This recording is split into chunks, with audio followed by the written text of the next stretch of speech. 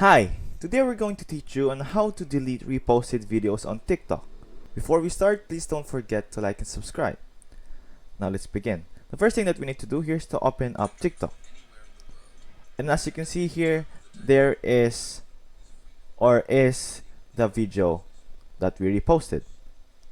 Please make sure that that post is hearted, because once you've reposted something, it is very difficult for you to look for it or to find out where it is.